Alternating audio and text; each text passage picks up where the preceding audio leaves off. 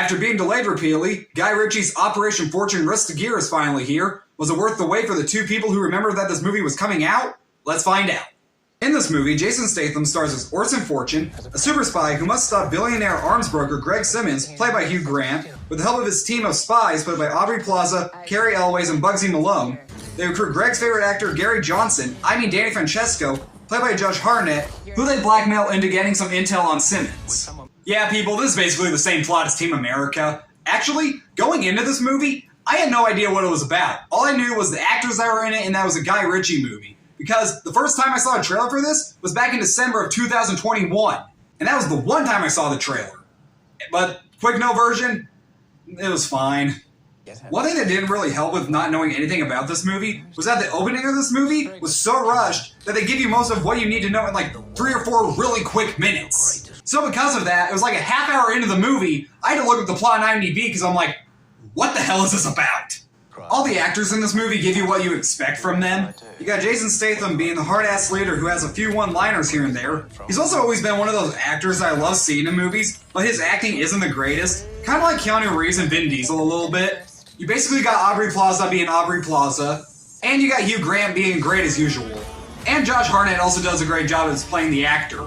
One thing that would have been really funny to see, for me personally, was if the roles of Josh Hartnett and Carrie Elways were swapped to where Carrie Elways was playing the actor, because I totally would have just thought of this the whole time.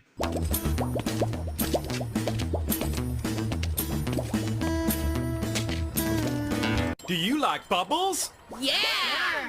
Well, gosh, are you in the right place? Walk this way. I need to do a video on that movie, just like a bad movie review. There are a few fun action scenes here and there, and they were all shot really nice. And I definitely did get a few chuckles here and there.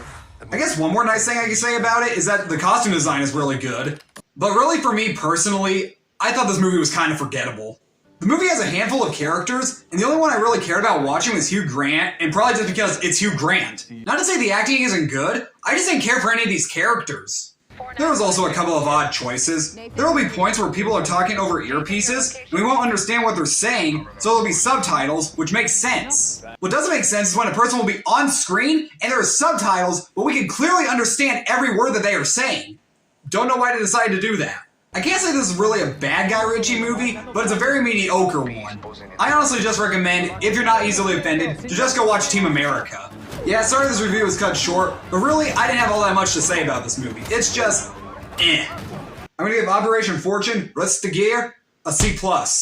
I know a lot of people were split on Guy Ritchie's last movie, The Wrath of Man, but I thought that movie was much better than this. Who knows, maybe The Covenant will be better. Thanks so much for watching, you guys. Subscribe to my channel, like the video, and tomorrow I'll be back with a review for Demon Slayer to the Swordsmith Village, which I swear to God is going to be an actual review, because I've seen that show. But see you then. Carrie Elways in freaking Oogie Loves Man. Come on, Bubbles. Yeah! Here we go.